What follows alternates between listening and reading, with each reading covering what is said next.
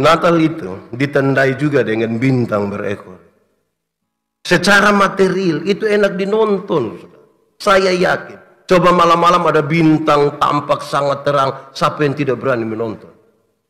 Saya yakin pasti banyak yang setuju. Saya yakin itu bukan menonton biasa, tapi tanganga.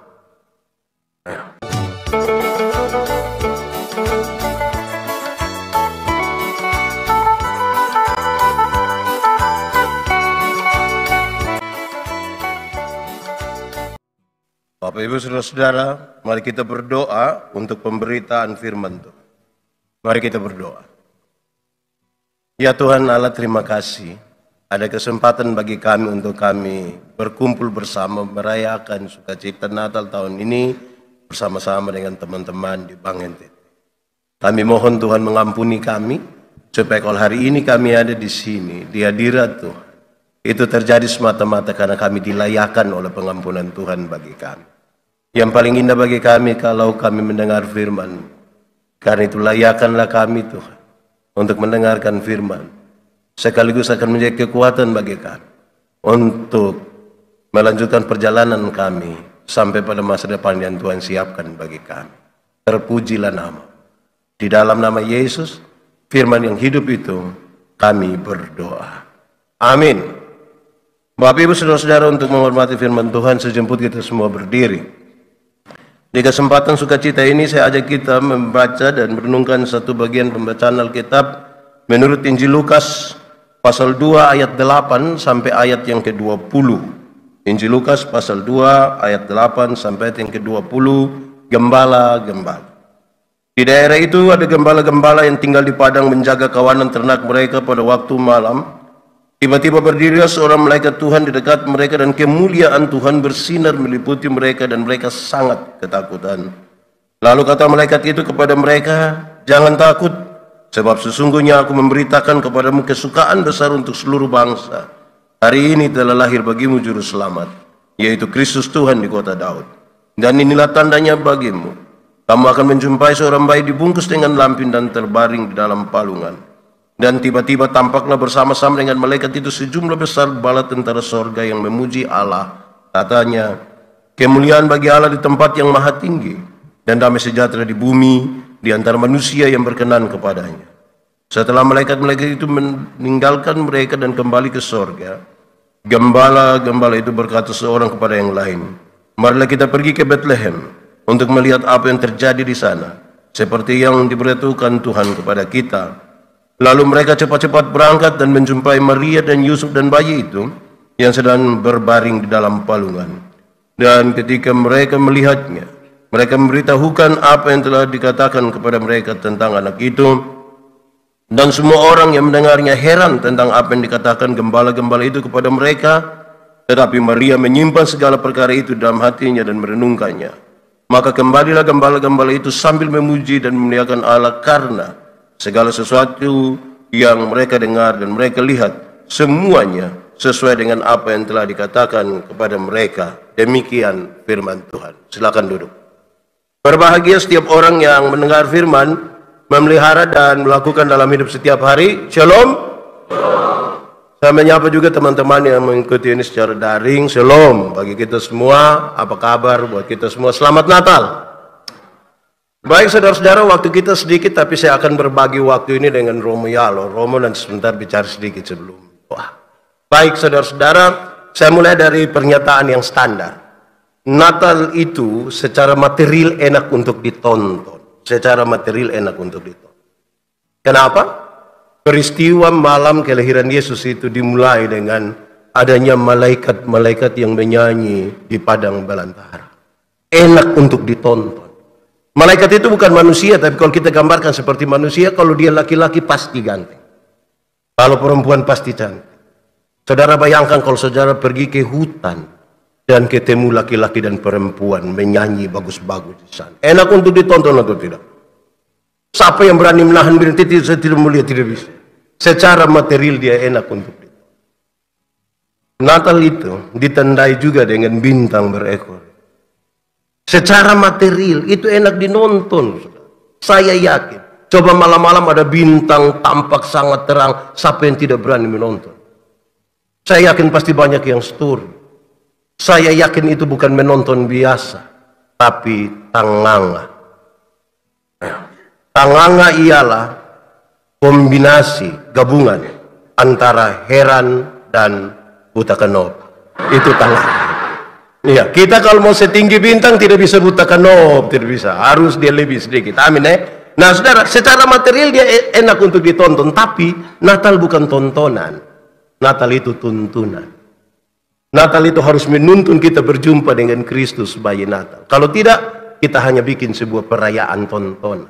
Kalau kita bikin sebuah perayaan tontonan, kita kalah. Event organizer lebih hebat membuat perayaan tontonan. Harus Natal membawa kita pada perjumpaan dengan Kristus. Tapi tidak sekedar tuntunan biasa. Natal sekaligus adalah sebuah tantangan. Dan tantangan kita, ini tema. Maka pulanglah mereka ke negerinya melalui jalan. Jalan pertama itu jalan penuh rencana jahat, penuh darah. Tidak ada kasih di sana. Jalan kehancuran. Mereka harus memilih jalan. Tapi tantangan kita saya kira tadi disampaikan oleh Pak Dirut. Tantangan untuk menjadi bintang. Itu pilihan yang sulit bagi kita. Dan semoga dengan spirit Natal tahun ini, saudara-saudara, rencana besar kita untuk menjadi bintang itu betul-betul bintang. Kalau saudara tidak jadi bintang, saudara bir bintang saja. Dan itu nanti akan memabukkan gitu. Ya, kita berharap benar-benar. Amin ya, kita doa bersama-sama untuk itu. Amin. Baik, saudara-saudara, selanjutnya saya ingin menyampaikan kepada kita bahwa kan waktu kita cepat saja, saya berharap ini pesan bisa sampai kepada kita. Kita merayakan Natal tahun ini tengah-tengah hujan yang tidak biasa seperti kali-kali lah. Tapi saya biasa bilang di mana-mana, tidak usah terlalu ragu-ragu dengan hujan. Kenapa? Hujan mengajarkan kepada kita paling tidak 3 hal. 1, hujan mengajarkan kepada kita supaya duduk semakin rapat. Saudara kalau ikut acara-acara di tenda-tenda tuh, kalau sebelum hujan tuh anak masing-masing akan duduk di sudutnya. Pas hujan, semua akan merapat ke satu tempat. Itu pesan yang baik bagi kita. Situasi dan rencana besar kita untuk menggapai bintang hanya bisa dimulai dengan membangun mimpi bersama. Rapat betul-betul untuk kita menggapai bintang. Amin kok. Jangan masing-masing pilih jalan sendiri, nanti itu bermasalah. Saya selalu bilang begini, orang-orang tua dulu bilang kita, ingat untuk apa kamu tidur satu tempat tidur tapi dengan mimpi-mimpi yang beda. Lebih baik kamu tidur di tempat tidur yang berbeda tapi dengan mimpi-mimpi yang sama. Enakkah itu kalimat? Lebih baik saya ulang habis itu saudara bikin status untuk itu. Untuk apa kita tidur di tempat tidur yang sama tapi kita dengan mimpi-mimpi yang beda. Lebih baik kita tidur di tempat tidur yang berbeda tapi dengan mimpi-mimpi yang sama. Kalau satu orang bermimpi itu hanya mimpi, tapi kalau kita semua bermimpi yang sama itu kenyataan. Jangan biarkan Pak Dirut dan teman-teman pimpinan di sini bermimpi sendiri. Ini harus menjadi mimpi besar kita. Amin kok. Ya. Kedua, hujan mengajarkan kepada kita untuk berteriak semakin kencang. Kampanye-kampanye yang baik untuk Bank NTT harus semakin diberitakan lebih luas. Saudara tahu acara Natal ini bermartabat dan baik di sini. Tapi waktu disiarkan, ada berapa banyak orang menonton? Paling-paling hanya orang-orang yang punya kepentingan dan punya hubungan khusus yang bisa menonton di sini. Padahal acara ini baik. Tapi coba ada berita bilang begini, ada seorang pegawai Bank NTT memperkosa seorang perempuan. Menurut saudara dia pemberita viral kok tidak? Lebih viral. Berita buruk itu lebih viral daripada berita baik.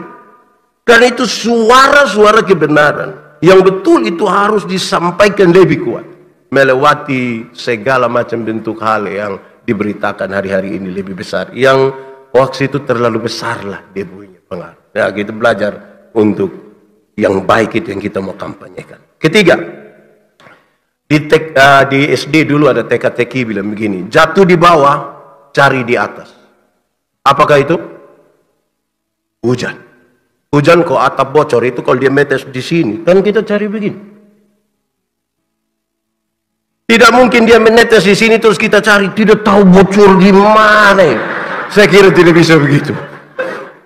Jatuh di bawah, carinya di Apapun yang terjadi di kolong langit ini, jangan coba-coba cari dia pun jawaban di bawah. Tambah repot.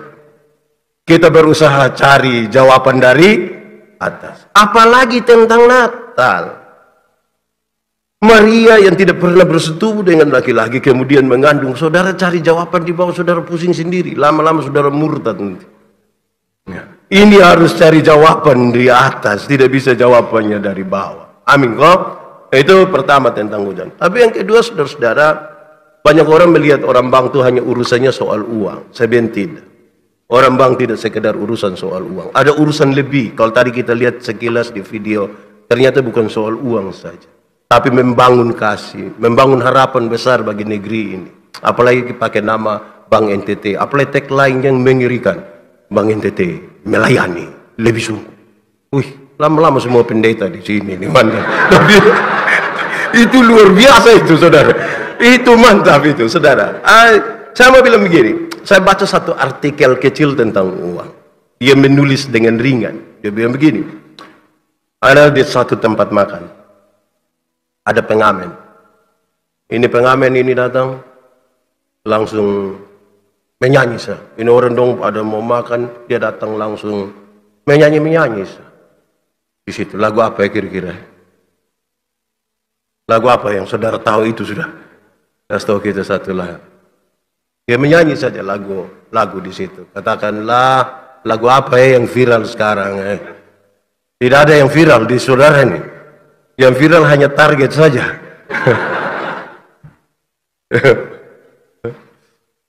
Dia menyanyi satu lagu, menyanyi apa adanya saja. Waktu dia menyanyi habis itu, yang makan ini segera kasih dia uang supaya dia pergi. Berapa yang dia dapat? 1.000, 2.000.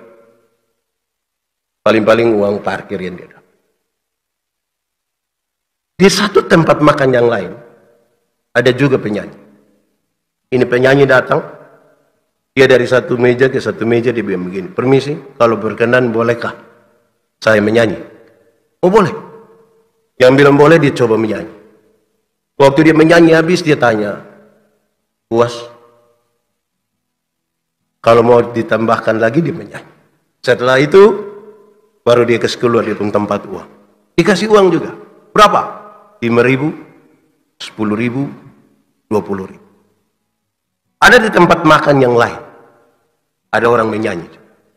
Tapi penyanyi ini agak sedikit berbeda. Dia tidak datang ke meja-meja tempat orang makan. Dia duduk agak di pojok. Terus ada banner yang bertuliskan. Di bawah banner itu ada kepingan-kepingan CD. Di banner itu tertulis begini.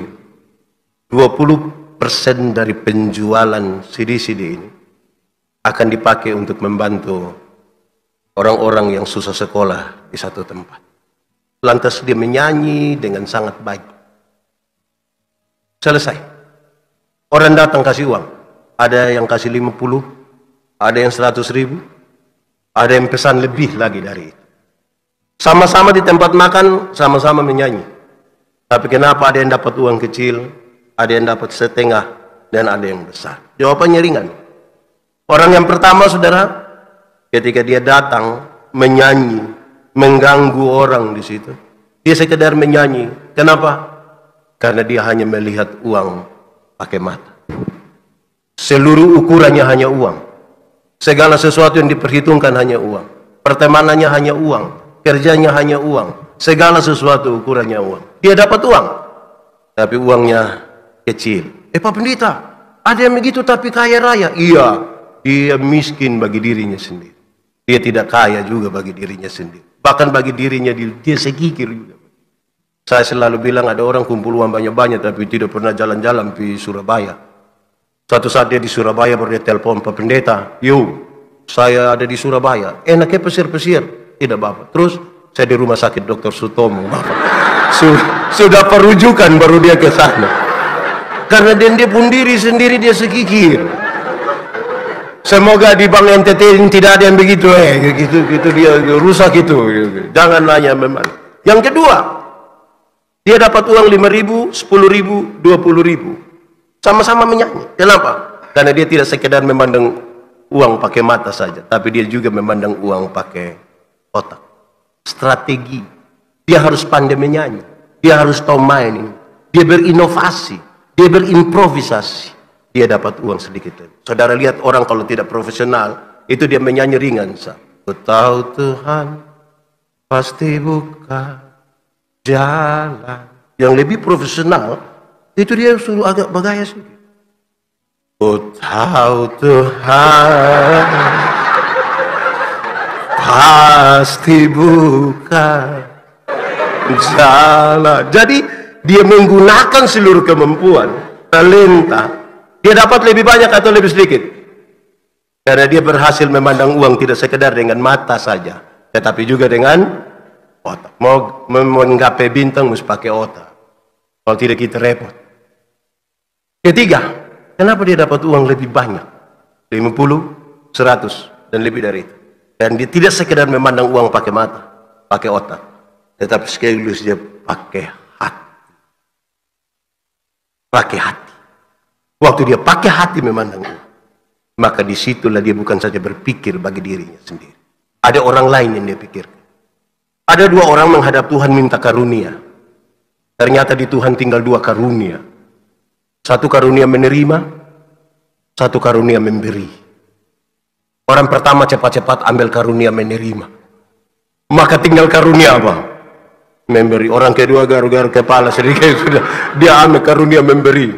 Lewat 20 tahun kemudian mereka ketemu di satu perapatan jalan. Di lampu merah itu, yang punya karunia memberi, dia sementara duduk di atas mobil mewah, satu tanda sukses. Yang punya karunia menerima itu dia ada duduk minta-minta di pinggir jalan. Waktu orang dua baku lihat begini, satu bilang, "Hei, perasaan kan itu hari kamu dapat karunia memberi. Kenapa sekarang engkau lebih kaya dari saya?" Dia jawab ringan saja, dia begini. Karena Tuhan Allah tahu, saya selalu harus memberi, maka kepada saya diberikan lebih. Tapi engkau tuh kan karunia menerima, jadi mana hanya begini, di mana-mana. Wih, kalau tiap hari hanya minta. Di sini ada kok tidak yang begitu itu.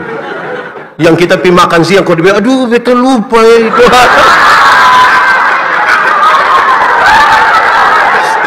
Di sini ada begitu. Kemungkinan dia ada itu karunia itu. Ya kira-kira dia punya karunia begitu. Jadi saya kira Bang NTT tidak sekadar memandang uang dengan mata. Ada hal lain yang lebih dari itu. Amin kok? Oke. Yang ketiga saudara, pesanin. Nanti Romo Yalo sampaikan lebih lagi dari itu. Tapi saya sampaikan. Yang ketiga, Lao Tse pernah bilang kepada murid-muridnya. Dia bilang begini. Ada 3 hal yang paling dibutuhkan oleh sebuah negara. Pertama, tentara. Kedua, makanan. Dan yang ketiga, kepercayaan. Dia pun murid-murid bilang, mantap.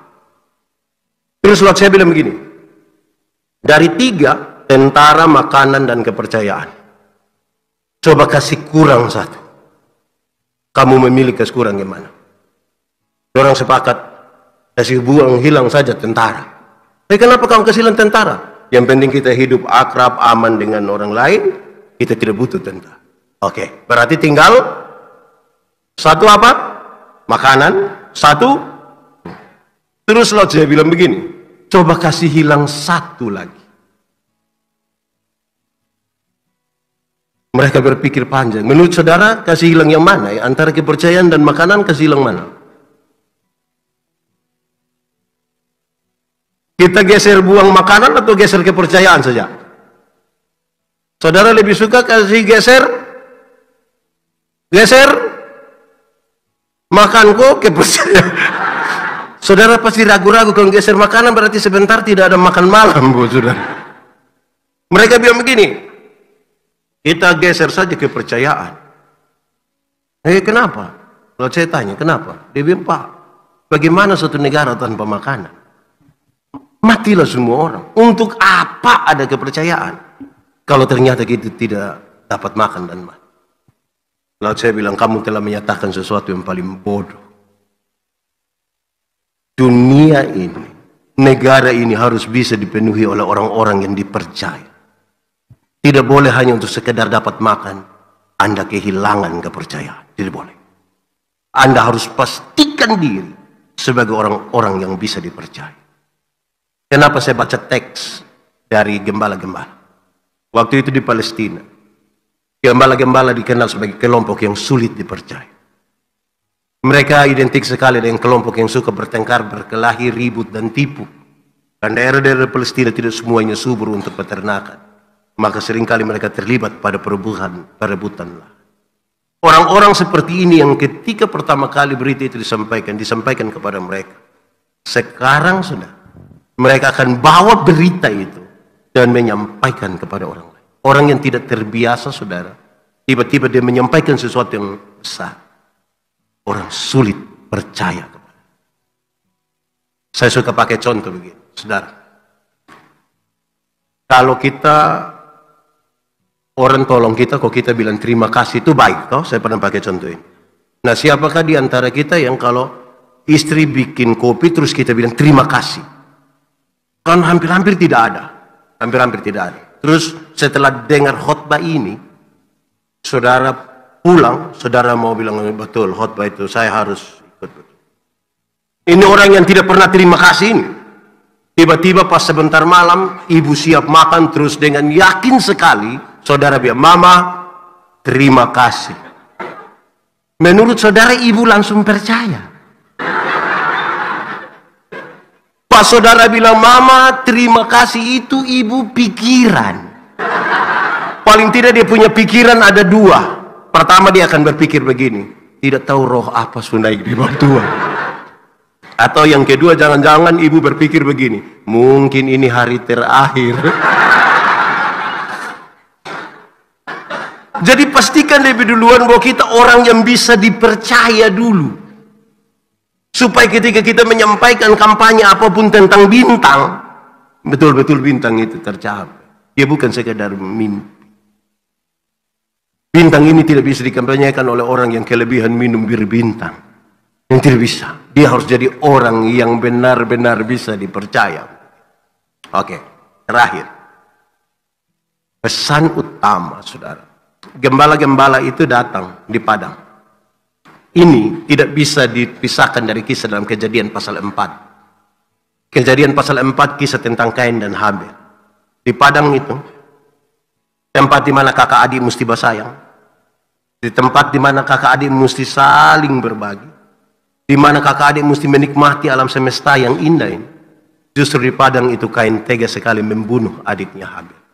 Maka berita perdamaian dari sorga pertama-tama dinyanyikan di tempat-tempat di mana persaudaraan rusak. Kasih sudah tidak ada lagi. Kita tinggal bersama-sama tapi sudah dengan hati yang tidak sama. Kita sudah berbeda sekali dalam banyak hal dan tidak lagi mampu untuk mengelola perbedaan-perbedaan itu dengan baik. Dan nyanyian perdamaian itu pertama-tama dinyanyikan di tempat seperti itu. Lalu saudara tahu, ada pesan dari nyanyian itu. Dia ketika melihat gembala-gembala itu ketakutan, ada 3 hal yang disampaikan. 1, dia bilang begini, jangan takut. Ada banyak hal yang membuat orang ketakutan dan pesan pertama dari nyanyian itu dia kasih tahu, jangan takut. Jangan takut. Itu membangkitkan semangat. Tidak boleh kestaku-kestaku orang. Memang kita akan bergumul dengan target-target yang berat. Kita bergumul dengan persaingan perbankan. Kita bergumul dengan banyak sekali hal. Tapi jangan takut. Saya biasa berdoa kasih nenek-nenek tua di rumah sakit. Saya pergi bilang, nenek, saya akan berdoa dan mungkin saya doa habis nenek mati. Tapi nenek mati masuk surga. Karena Tuhan menggantikan. Dia bilang, Pak, mau hidup sampai berapa lama tetap mati juga. Kalau Tuhan mau ambil, tidak apa. Dia semangat. Dia mah. Kenapa? Dunia ini terlalu banyak berita horor. Saudara harus tampil sebagai orang-orang yang bawa berita. Jangan takut. Jangan takut. Jangan. Rubah sudah. Saya biasa tanya ibu-ibu. Kalau kasih makan anak-anak umur 1,5 tahun atau 2 tahun itu berat kok? Tidak. Wih, repot. Dia pun mama lari sana, lari sini. Dia pun mama bilang, ini anak yang tidak bisa mengerti orang tua sedikit. Bagaimana anak umur 2 tahun mengerti dia pun mama yang 38? Saya rasa itu repot itu. Ini harusnya kalau kas makan anak, ini anak tidak mau kan kasih dia baik-baik, adik makan ya sayang, ayo makan biar adik sehat, ayo sayang makan. Ini kita bukan kasih tahu dia baik-baik, kita bilang makan itu om datang, wah. Terus itu om juga tuh, wah. Ini anak bertumbuh dalam ketakutan. Dia sulit untuk menggapai bintang nanti karena dia hidup takut. Nah, amin kok. Malam-malam kalau adik anak-anak belum bisa tidur tuh kasih dia baik-baik. Adek, bawa biar besok bangun lebih tempo. Ayo sayang, tidur ya. Ini papa mama sudah capek kerjanya. Ayo bobo sudah. Adek belum bobo, nah bapak mama bobo duluan ya. Ya maksudnya kasih tahu dia baik-baik lah begitu. Kasih tahu dia baik-baik. Ini anak tidak tidur, dia pun bapak mama sepakat kasih mati lampu. Setelah kasih mati lampu, terus dia pun bapak keluar dari pintu belakang pi jendela kamar. Terus beliau bapak ini garu jendela. Rrrr. Dia pun mama saya ngajak kaget di dalam. Om adi subobo. Ini keluarga tipu-tipu. Ini keluarga tidak bisa ini saudara. Ini berita tidak baik ini saudara. Ini berita tidak baik ini. Nah, saudara, corona ini hampir 3 tahun toh. Ada banyak orang tua curhat ke saya demi Pak Pendeta, ini anak-anak dong sudah lalu. Kenapa? Pak Pendeta bayangkan kami telepon dorang, anak dorang, yuk kamu di mana? Kami ada ini. Datang ku jemput papa mama dulu. Di mana? Bawa Pilipo, ko Transmart, ko Ramayana, ko jalur 40, ko Eleta Pengkase, mana lah bawa begitu. Anak-anak dong jawab kami bilang, wah, sutua-tua na diam di rumah. Kenapa? Ini corona ada jalan cari orang. Pak Pendeta bayangkan, kita minta dong pasia dong kastaku kita. Saya bilang begini, 2 hal saja. Pertama, saya prihatin ini anak-anak dong orang tua minta tolong saja dong, itu saya prihatin. Tapi yang kedua, coba papa mama dong ingat-ingat kembali dulu. Ingat-ingat kembali dulu. Jangan-jangan dulu waktu dong kecil, papa mama dong ada kastaku dong. Sekarang papa mama dong su tuain anak dong su besar, dong kas takut kembali. Apa yang kamu tidak mau orang perbuat kepadamu, jangan perbuat kepada orang lain. Amin kok. Di Bang NTT ini ada yang biasa kastaku. Ya kira-kira begitu. Berita kedua dia bilang begini. Hari ini telah lahir bagimu juru. Hari berhenti sudah berdebat soal 25 Desember berhenti sudah. 25 Desember menjadi kesepakatan gereja-gereja untuk semua orang yang percaya di seluruh dunia ada satu waktu untuk beribadah bersama. Tapi jawaban kita harus bahwa hari ini Kristus lahir. Banyak orang bisa merayakan Natal tapi belum tentu Kristus lahir. Saya harus memberi jawab kapan Kristus benar-benar lahir. Saudara harus memberi jawab masing-masing pribadi. Hari ini Kristus lahir. Hari ini. Kalau tidak saudara-saudara kita pencitraan. Saya pernah bilang pada saudara, saya khotbah di bank-bank, saya bilang begini, ini ibu-ibu yang kerja di bank dong ini cantik-cantik semua. Mau lihat jauh, lihat dekat, tetap dong cantik. Dorang kerja di ruangan yang bagus sekali, tertata rapi lagi, AC lagi bagus sih. Kita pi bank ini macam kita tidak mau pulang. Kayak mau lihat-lihat terus ibu-ibu dong pemuka. Kita baru naik tangga terakhir, dengar santun sekali. Dorang akan bilang begini, selamat siang, ada yang bisa kami bantu? Terus saya tanya dorang, ibu-ibu, siapa yang di rumah ketika dia bangun tidur lihat suami pas bangun, dia langsung bilang selamat pagi.